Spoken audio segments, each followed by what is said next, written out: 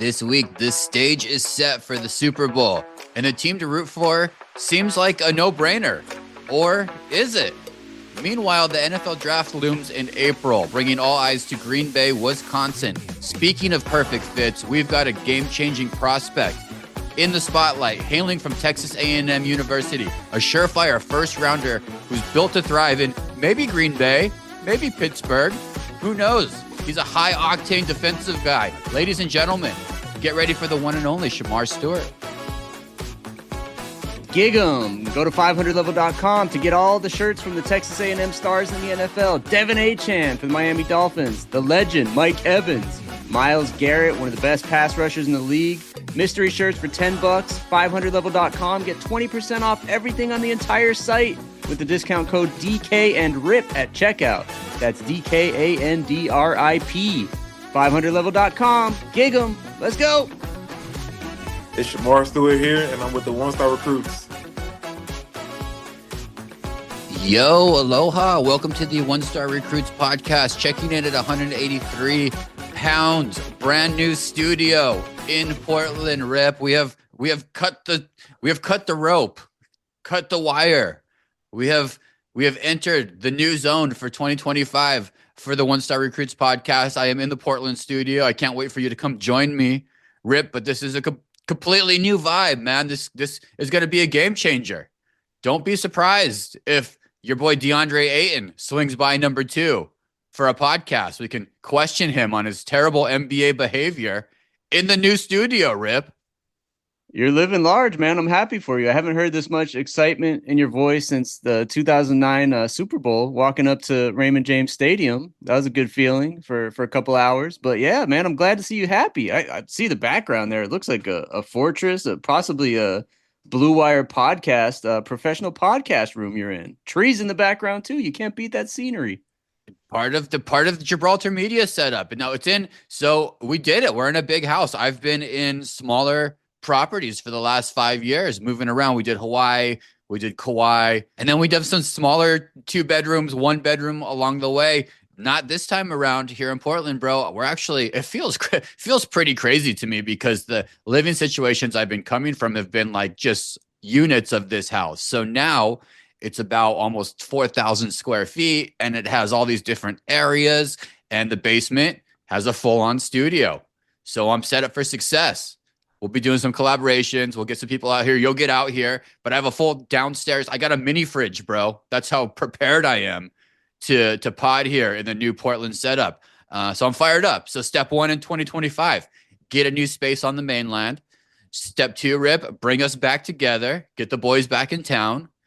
Maybe we get a Stanga comes back in for an episode. Maybe your guy Nas makes an appearance. We got to talk the Australian Open. Nobody cares about this, though. We're here to talk football, really, most of this podcast, to be honest with you. But I'm excited as hell, bro. I've stocked my mini fridge with Diet Pepsis. I have a I got an outdoor area with a brand new grill ready to break in. It's 30 degrees right now, so we'll wait till it's nicer. I've got a whole sitting area. Your boy's never had a sitting area, like a living room, ever in my life. And then I got 4 bedrooms, TVs in every bedroom. So holler at me, bro. Come on up. I like how you've been there like less than 60 minutes. You just got the keys to the place an hour ago, and you already have the fridge stocked with Diet Pepsi or Pepsi. How's that even happen? You pick it up on the way there? I had some mini Pepsis, some mini Diet Pepsis at the Airbnb. They came with me. I did the food transfer, a little bit of a food transfer. But I'm here. Dude, I'm happy. I'm feeling good. How's life? How are you? I know you're Little League commissioner, and I tell you, you're crazy to do it because it's a full-time job. You still happy with it? 1 to 5 stars. Still happy with being in charge of Little League? I'm gonna go 3.5. It's almost too many controversies at this point to give it a 5. But we'll see, man. What happens over the next few months? It's always a busy time. The season opening day is February 22nd, so we got a few weeks to iron out the kinks. Also, in addition to running practices for 2 teams. And we got some fun things cooking, though. I'll tell you that, DK. We're excited out here. Miami Hurricanes, Long Beach Little League. Let's go. All right. You going to serve up any tea? You going to talk about any drama? Give us a little teaser. Just give a little teaser. No names. Actually, it kind of hits close to home for this podcast. A possible guest speaker at our opening day ceremonies in a few weeks is a former podcast guest. I'll leave it at that. Oh, that's a We got teaser. And we that's got drama 200 a little bit. You episodes. got to get things done, Rip. You never know in those worlds, especially look at you mixing in one stars with your coaching career you got brewing over there. I'm proud of you. I'm proud of you for booking Shemar Stewart, dude. He is a great human being. Another check him off, great human being list. We got him. He's going to be a first rounder, listeners. So defensive lineman. Just so the listeners know, just so you know, 27th overall is where he's ranked right about now, end of the first round. But he's a first round draft pick. Goes beyond sacks. We talked about it. 30 plus pressures in 2024. But what we love and what I think teams love about this dude, and Rip, I'm curious what you think, but that edge setting is now so important. And when we talk about the Super Bowl, edge setting was a lot of the problems. Saquon Barkley getting loose, Patrick Mahomes breaking that edge.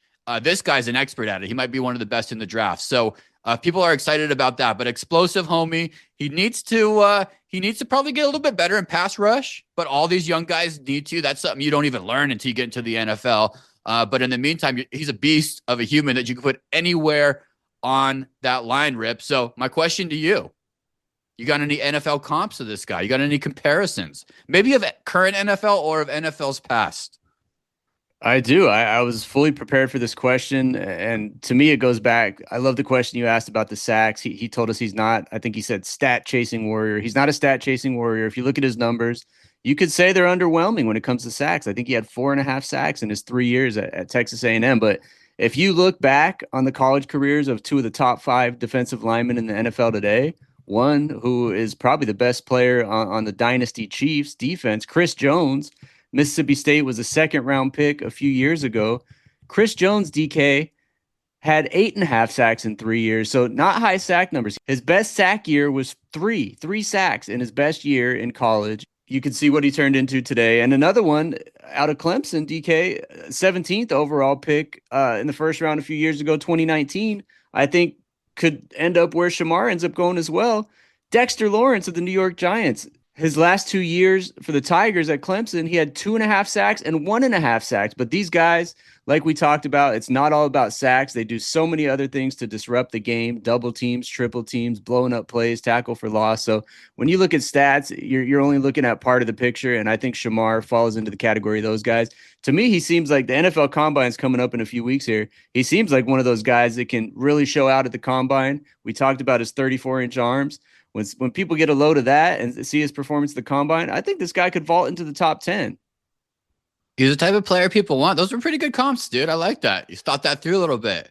Montez Sweat, I've heard a little bit. Similar frame and athletic profile.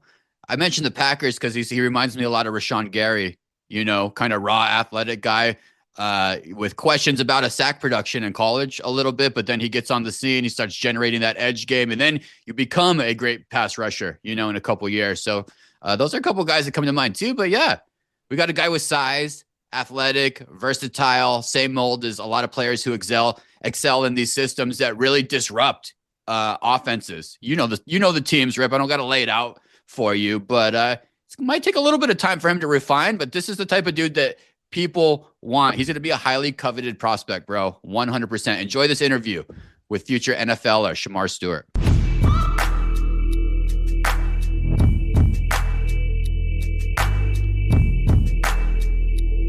Now joining the One Star Recruits podcast, we have a Miami native, a Texas A&M Aggie, and one of the top defensive NFL draft prospects in 2025.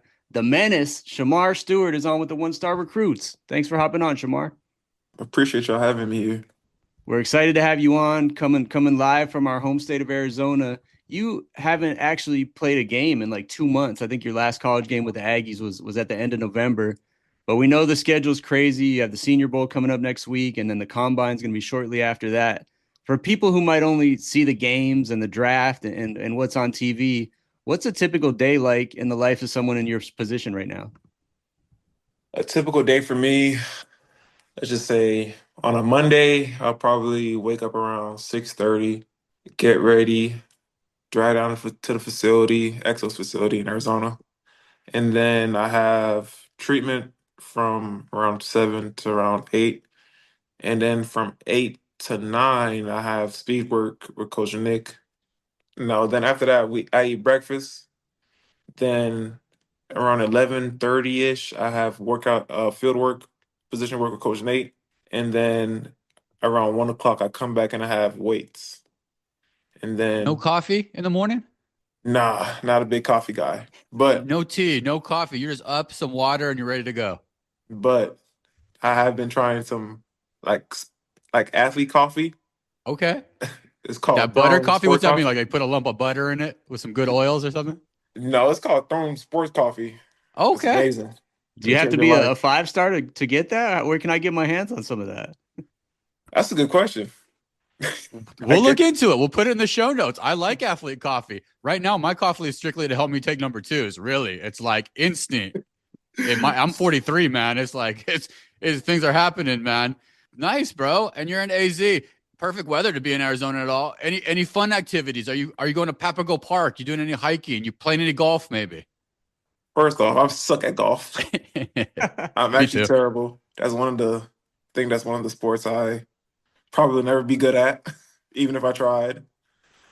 But for the most part, I haven't really been doing much. I explore the town a little bit, see what food spots they got. I'm a big burger guy, so I'll go around trying different type of burgers around AZ.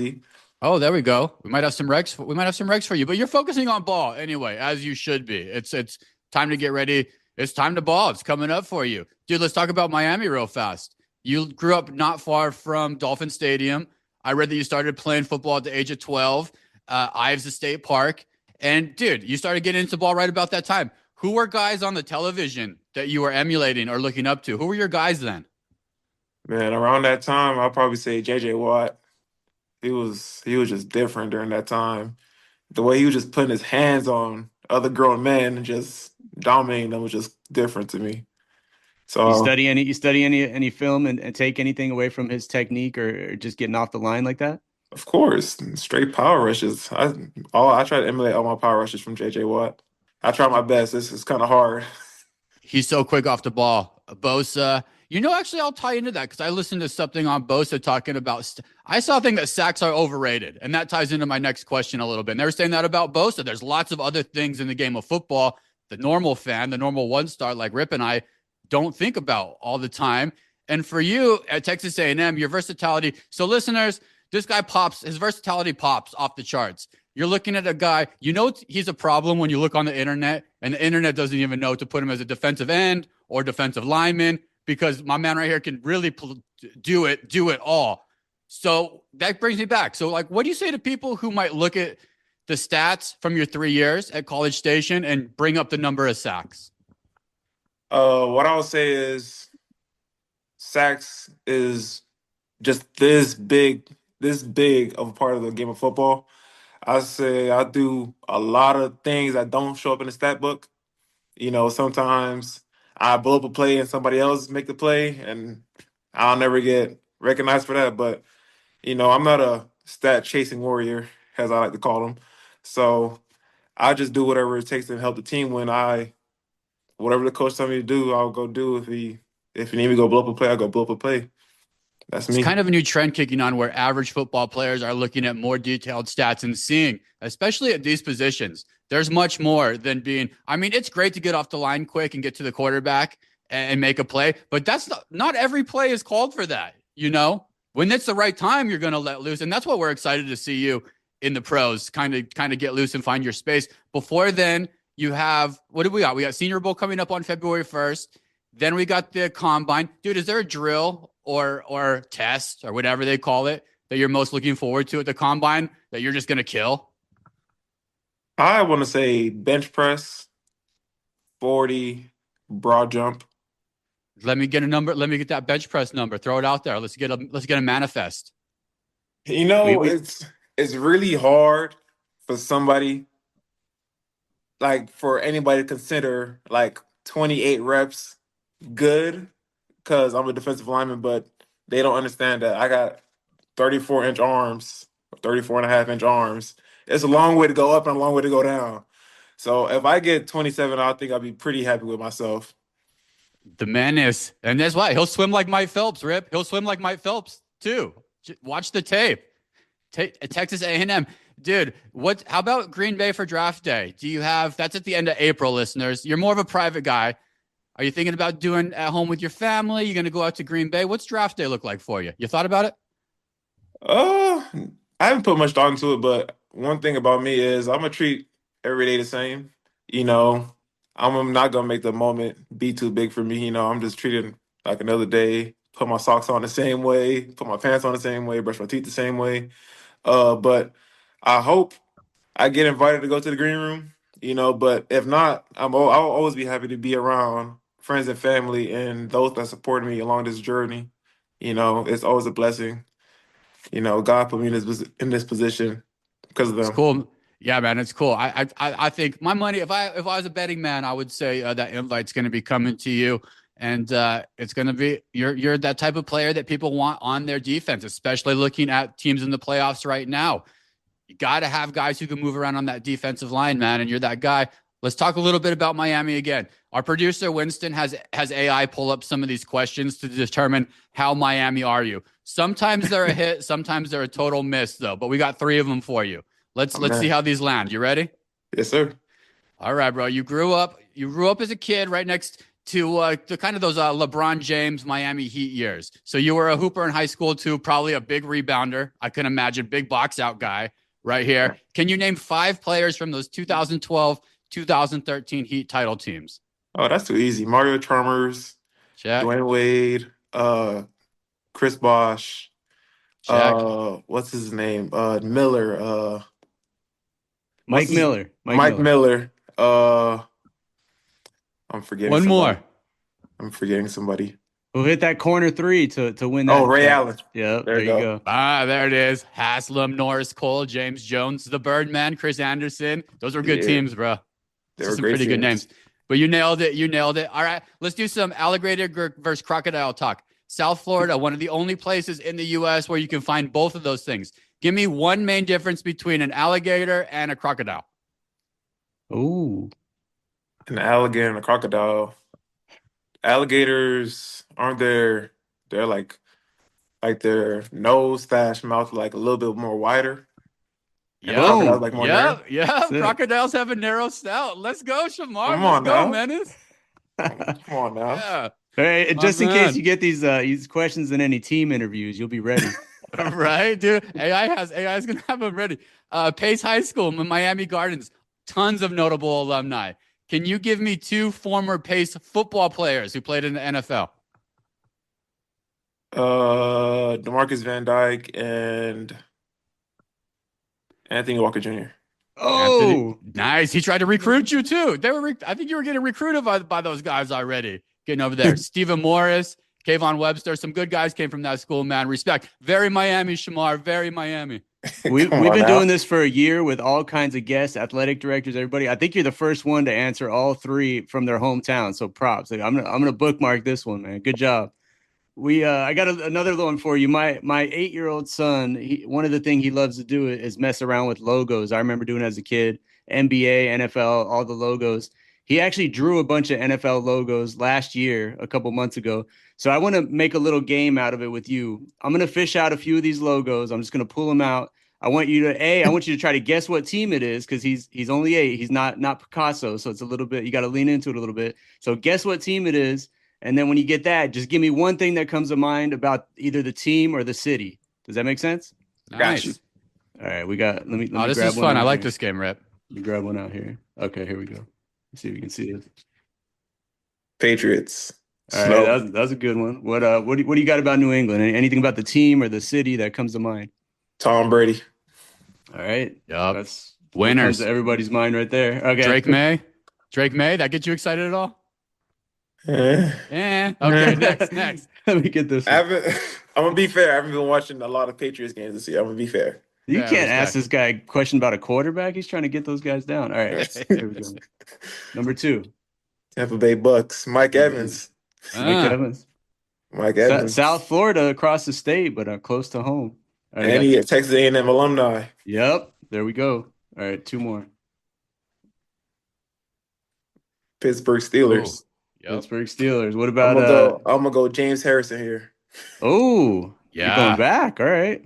And Yeah. JJ's brother up there now. So big The mentality. D-line reputation. All right, last one here. This one might be a little tougher. That'd be a I might great be place for Shemar, by the way, Rip. I love the Steelers as a landing place. Continue. he might be gone by then. All right, here we go. This is the horseshoe. What is this one? What is And that? the Colts. There you go. You got 4 for 4, baby. What do you got about the Colts? I think you have 14th pick in the draft, 15th. I'm gonna go with my boy Jay Jones. He went to A&M too.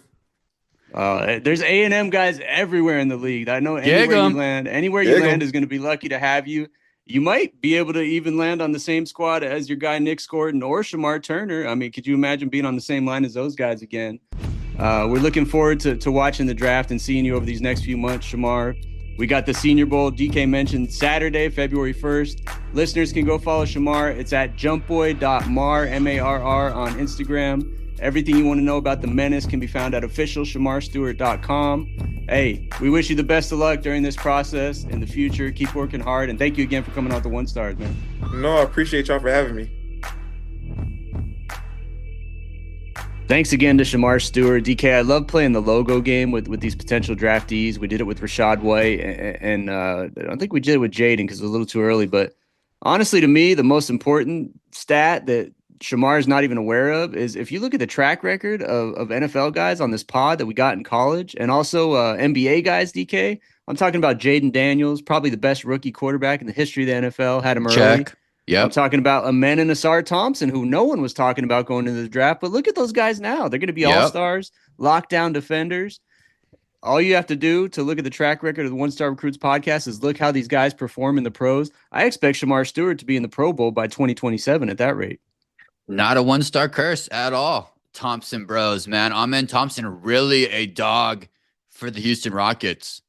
He kind of let that dog energy come out with Tyler Hero when they had that scuffle. And from there on, it's funny what confidence does, Rip. It's funny. A little bit of Mo, a little bit of confidence, the right swagger, the right sprinkle at the right time. You're hitting game winners against the Boston Celtics in Boston for Udoka in Boston. And then after the game, he said it felt just like Kobe, our guy from Oakland. Yeah, no one-star curse there. Great guess. We got to have them back in the offseason, the Thompson brothers, because, that's the type of story. And this dude has the same energy. You're right, Rip. Dude, booking agent, the booking wizard, my partner, Rip. Congrats. Can you book Patrick Mahomes is my next question. We would have had to get him about 15 years ago, I think, when he was in high school. So I think that's not going to happen at this point. Super Bowl is set. One stars. Chiefs, here we go. Going for a three-peat. So here's the deal, Rip, and I'll give everybody freelance. This is how I feel in my household. I assume it's the same for you. We'll see. Going for the three-peat. This is now a completely free opportunity for all of us, 100% free. Not betting aside, everything aside, for us all to root for the Chiefs. Besides actually being a Philadelphia Eagles fan, you have zero reason to root for the Eagles at all. Negative 0%. There's no reason to root for the Philadelphia Eagles. We got a three-peat dynasty on our hands with a team that plays wonderful team football, doing it the right way. Everybody's rooting for the Kansas City Chiefs, unless you are eating a soft pretzel right now down at Wells Fargo Arena, because nobody else should be rooting for the Eagles. Correct? I don't think you could be more wrong on this one. There was a map, a U.S. map going into that AFC Championship that was shared. It became viral on Twitter, I think, and it showed the entire country was rooting for the Buffalo Bills outside of Missouri, Kansas City, Missouri. Now there's a similar one going around showing the entire country's rooting for the Eagles except for outside of Kansas City. So where are you coming up with this? Fake news. Where are you coming up with that? Your algorithm on Insta, Rip? Name your sources, bro.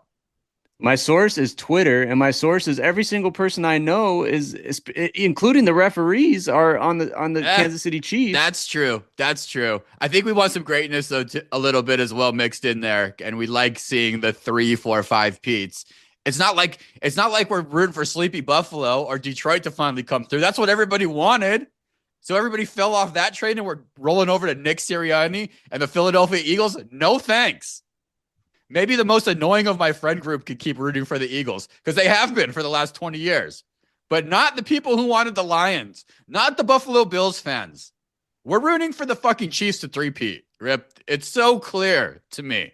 Who are you rooting for? The Eagles or the Chiefs? I don't know how I could say it any more clearly. I'm a one star. I always root for the underdog. The Eagles won a championship 7 years ago, but none of these players were on that team. Possibly Dallas Goedert, but Sirianni's never won anything. Jalen Hurts has never won anything. I don't know how you could root against a guy like Jalen Hurts. He's one of the nicest guys in the NFL for a dynasty. You're like rooting for the Yankees or the Dodgers at this point. I don't get it. Greatness. It's coming, Rip. Well, I'll give you a couple of reasons. Here, we'll start with Patrick Mahomes. And a couple things that jump out at me as to why this team has been able to three-peat at this day and age. And it boils down to great leadership and great leaders who want to win, all of Bill Belichick and the Patriots. And then there's a checklist with the Chiefs. And it starts with Patrick Mahomes. First of all, suddenly he's become the NFL's best bargain, Rip. Mahomes is on a 10-year, $450 million contract.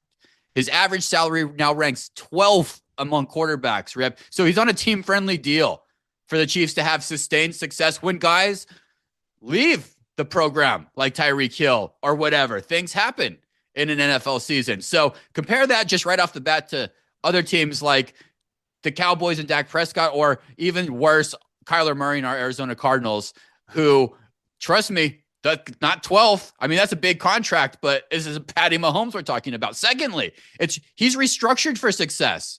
He's had 2 contract restructurings during the salary cap. So those restructurings allowed some extensions for Kelsey, Chris Jones, who you brought up, and then future cap hits. So the guy's playing the right way to keep getting dubs. Then you got the leadership. You got Andy Reid and the coaching advantage. Sirianni, you said, rooting for the underdog. He's one of the most annoying, hated. I hate that dude. I know you do too, Rip. He's not Andy Reid saying funny State Farm commercials. He's not Andy Reid in the coaching advantage, who is the NFL's highest paid coach with a $20 million contract and worth every single penny of it. So his impact of leadership in that Chiefs dynasty is right up top. Sirianni is down with Cliff Kingsbury still. Rip, people don't get it. You got Steve Spagnuolo. You got an unsung hero. Nobody even talks about this dude. His influence on Kansas City and doing what he did to Josh Allen on that blitz play made Josh Allen look like Kyler Murray, like a fool, like he was lost in his own offense on the biggest play of his entire career, all of the NFL career, by simply hiding and then bringing a quarterback blitz. But Steve held on to this for the entire season. He didn't call this play. As long as they keep Spags, we'll continue to win. That's what Chris Jones said after the game. So, you know, what's next, Rip? Can Mahomes and the Chiefs have a historic three-peat? I say yes.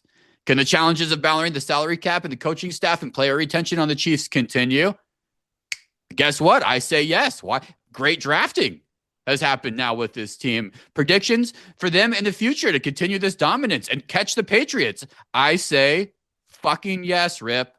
Did I convince you? Look, I'm far from an Eagles fan. I'm absolutely not a Philadelphia Eagles fan, but you have to pick between what's put in front of you. And when it's Eagles versus Chiefs, there's no way in hell I'm rooting for the Chiefs. It'd be like rooting. I actually rooted for the Yankees in the World Series because to me, they're the lesser of two evils than the Dodgers.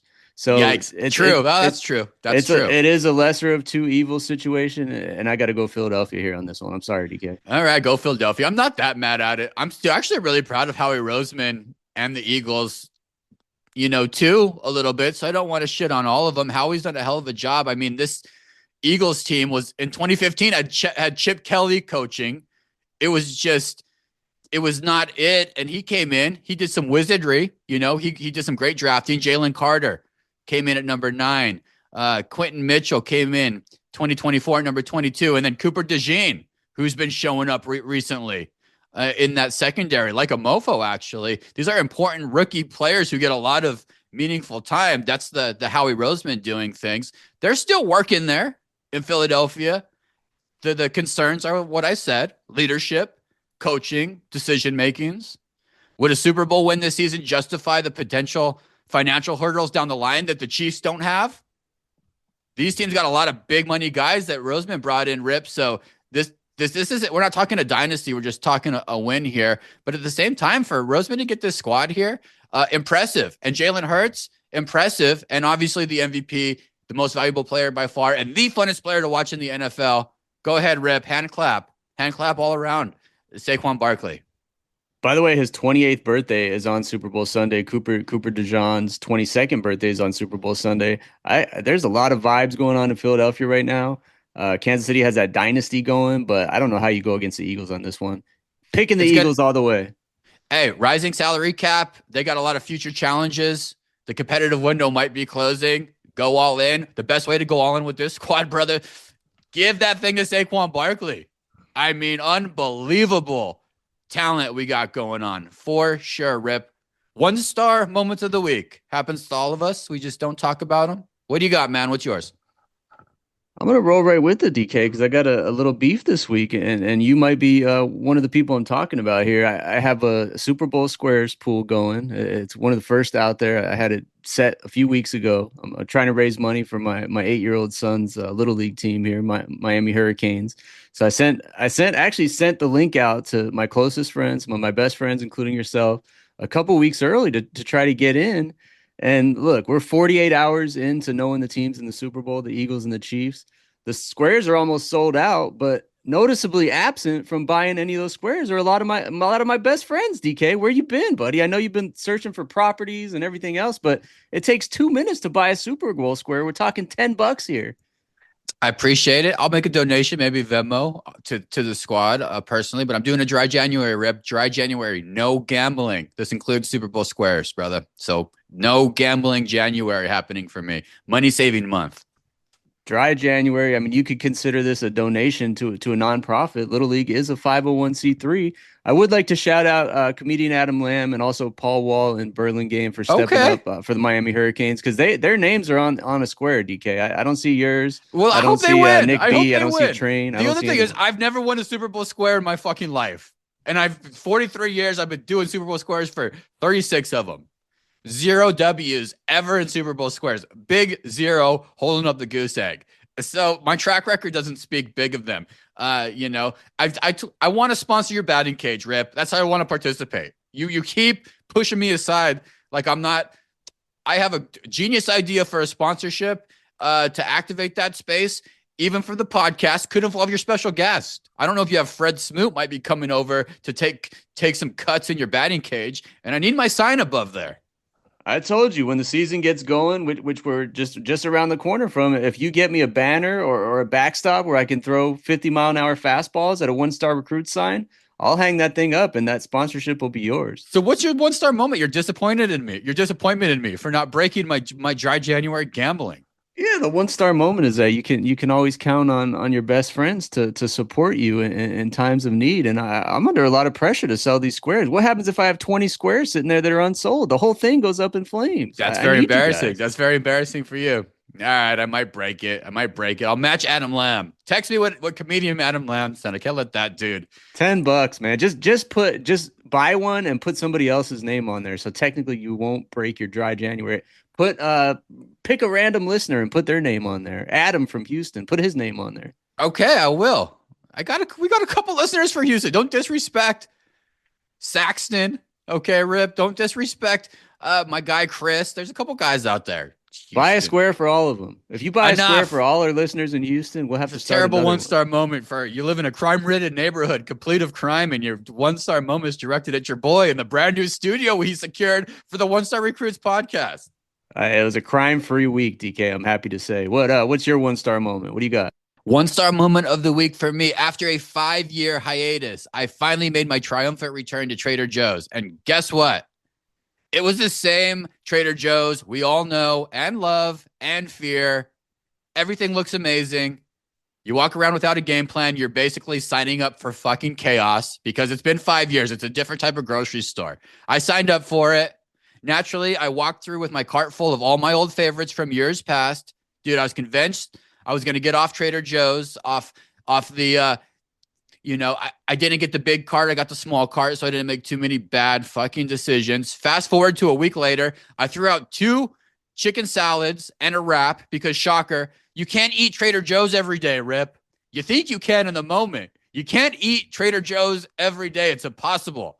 It's like a dream that dies as soon as you take the first bite of that first salad. You can have one. That's the lesson. Lesson learned. Trader Joe's is amazing. for those who have with those fleeting moments of joy for your couple nostalgic snacks that you may have, and go get those, okay? But it's not a lifestyle, and I was reminded by that. So, R.I.P. to my chicken salads. They deserved a better life, Rip. Damn, Trader Joe's. You're back back on the mainland, and you got the Trader Joe's Rex. Do you have a Costco up there too? I know your membership's Haven't still been yet. active. Haven't been yet, but I will. I will. I can't wait to hear the differences between Costco on Kauai and the Costco in Portland. So far, Fred Meyer has my heart. I'm not lying. If I want to do a Mary F. Kill right now, I'm probably gonna marry Fred Meyer. I think I will F a place called Zupans, and I think I'm gonna kill Trader Joe's. See ya. TBD on Costco. TBD on Costco, my mistress. Costco. One-star Rex, one-star recommendations of the week, man.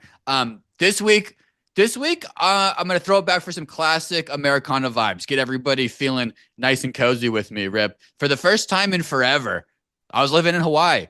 I hit up an old school Americana steakhouse, bro. Let me tell you, it was legendary.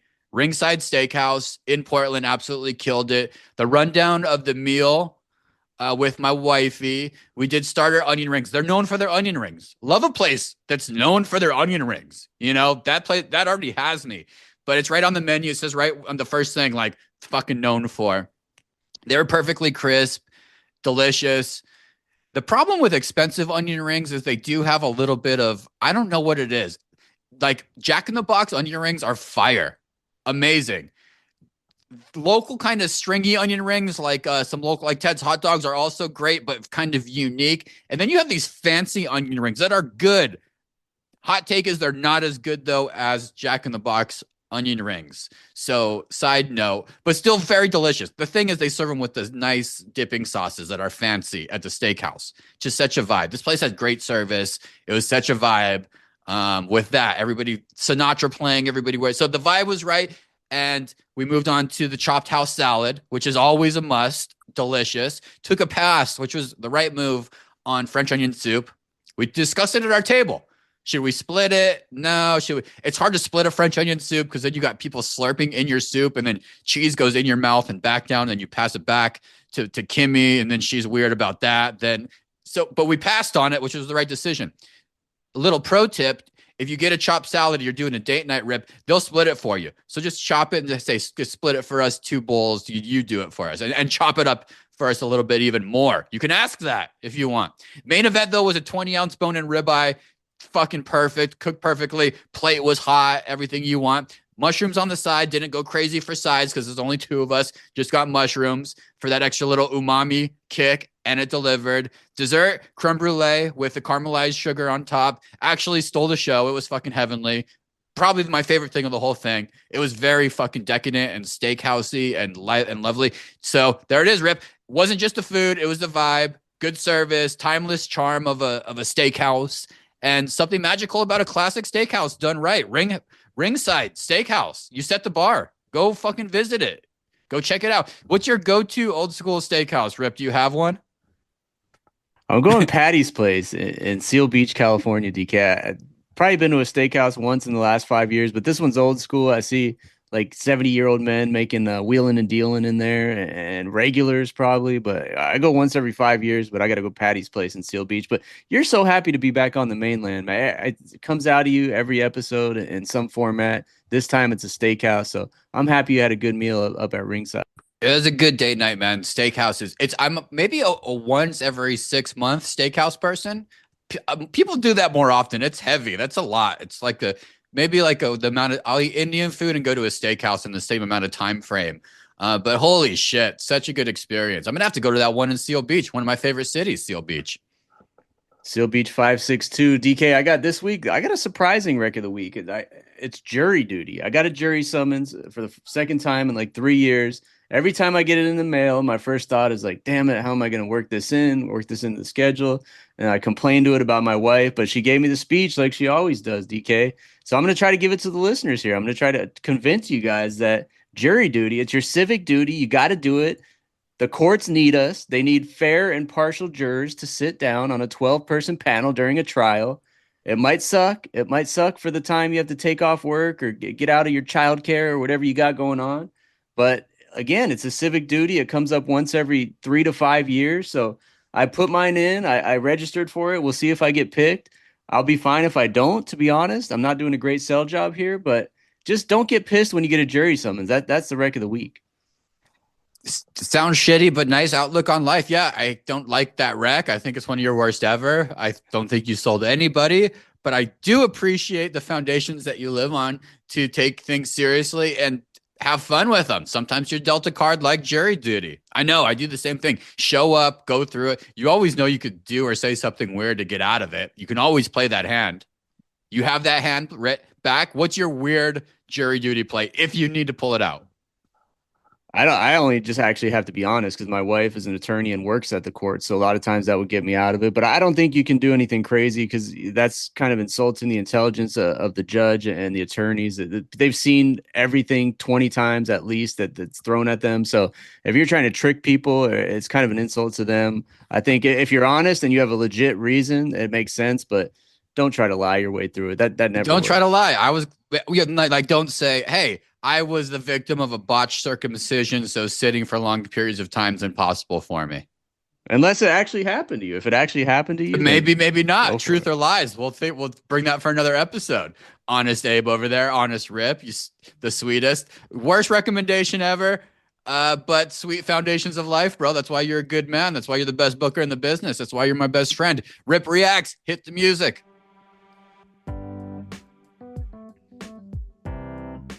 Gary's guy, Phoenix Suns center, Mr. Nurkic, recently revealed to the Arizona Republic that he does not have a relationship with head coach Mike Budenholzer. They haven't talked for 2 months. Nurkic's been out of the lineup since January 9th, partly due to the flu. The Phoenix Suns went out and acquired Nick Richards in a trade. This is the signaling. The time's over for Nurkic. Rich, does this guy survive past the February 6th trade deadline? There would be no two happier people in the world than comedian Adam Lamb and Gary from Phoenix, longtime listener Gary from Phoenix. If that actually did happen, the problem is he has a huge salary. He's not that good, so I don't know who would want to take that on unless it's an expiring contract. But they would dump him for a second rounder in 2031 at this point. But the writing's been on the wall ever since that Nick Richards trade, who also, by the way, had 20 and 19 the other night. So clearly an upgrade over Nurkic. And yeah, the guy hasn't played in almost a month. Let's get rid of him. It's time. Would Gary accept perhaps a fabulous number 2, DeAndre Ayton, in return? Fair trade. Yeah. Gary would accept a number 2 from a newborn infant's diaper at this point for Nurkic. Anything for Nurkic is a green light for Gary and Adam at this point. Green lights, go ahead. Maybe red lights for in-game college operators. Rip. University of South Carolina. After the Gamecocks played Cut Friends by rapper Camouflage, Tigers guard Flau'jae Johnson's late father, following their win over LSU, Johnson called the move nasty behavior. And now the question is, was South Carolina even right to issue an apology and suspend the DJ for their games? Did they go too far, Rip? Where do you draw the line in creating a tough visiting atmosphere? Was this too much? I'm not sure I fully follow or understand what's happening, but if it's a personal thing, if they got personal against the LSU player, I think that crosses the line for sure. Especially, does it involve a dead father? Is that what you're saying? A dead father. Johnson's father was a rapper, Camouflage, who died. So while they were visiting the Gamecocks on a visiting game, the DJ played Camouflage's songs. I mean, maybe she's getting royalties off it. I don't. That's the only positive I see. But yeah, if they're trying to troll her for a dead parent, that's way past the line. DK, I'm off on that. 1 star. Dead parent. Where you draw the line? Does Arizona State can bring anybody out of the shower curtains that they want and doing anything they want, but Camouflage gets played when Flau'jae is playing. Line is drawn. Yeah, I don't think Arizona State's curtain of distraction is mocking people's parents dying. Like that's, like I said, way past the line, man. Too far. Too fucking far. Manchester United, Nick B's team, our guy Nick B's favorite team. They're currently sitting in 12th in the Premier League, which is shitty. Their worst finish since 1990. It's the worst possible time of all times for any times for a ticket price increase. And that's what's happening. as owner Jim Ratcliffe is raising prices. It's just the economy, inflation. Rip, have you ever been okay with a price hike? Yeah, my gardener increased my monthly fee from 100 to 125 bucks. The guy works hard. I think he's not getting paid enough in comparison to the other gardeners out there. So I was okay with that. I think I gave him a Christmas bonus too.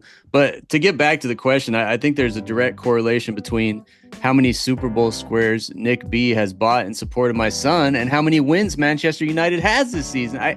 Nick B, for every Super Bowl square you buy, I promise you Manchester will get another win. Come on, man. You're one of my good friends. I see $0 coming in from you. Get Nick B on the Super Bowl squares, man. You have to do your follow-up. You do good follow-up text, Rip. You don't want to know the killer combo if you want to really knock down some Super Bowl squares. You know what it is? You want me to enlighten you? You throw out the follow-up text. If you don't get a response in 12 minutes, you hit them with the most powerful thing in all of communication in the last 5 years. You know what that is? The phone call? No, that's a quick just don't answer and put the voicemail. You hit them with that question mark little response on the things.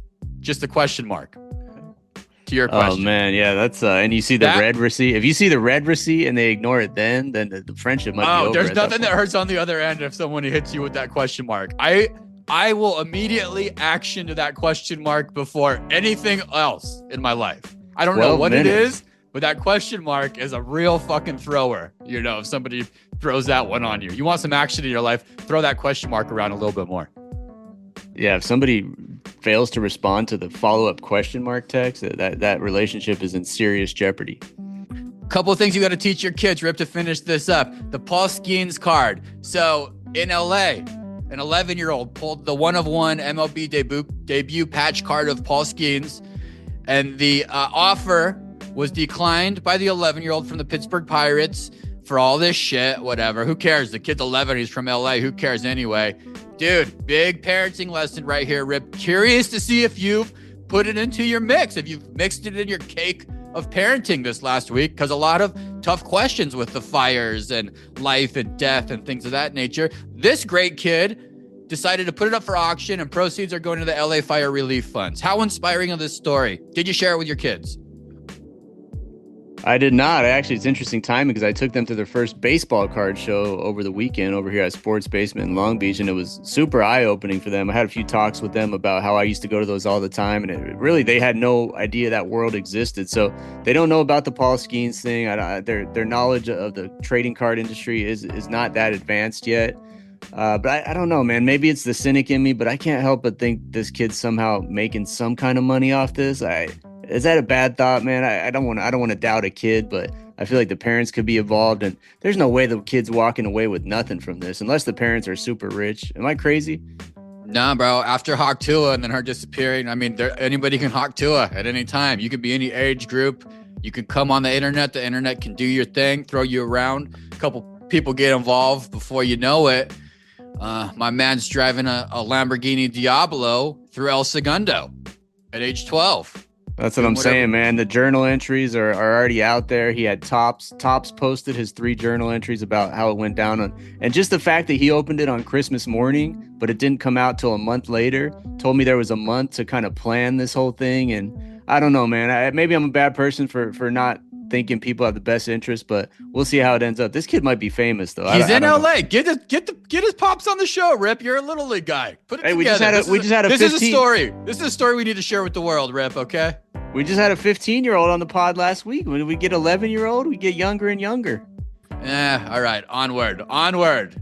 Just teach your kids. And teach your kids, too, that the way, they have to understand the betting gods. They have to understand the fashion gods. They have to understand the too far gods. When you go too far, that there's always things that happen in life. Another opportunity to teach story here, Rip. Rip Reacts. Buffalo Bills wide receiver Mac Hollins arrived to Arrowhead Stadium on Sunday dressed as a fucking animal from the Muppets. That's why the Buffalo Bills lost. Please teach your kids that. We'll see you next week. Agree 100%. See you next week.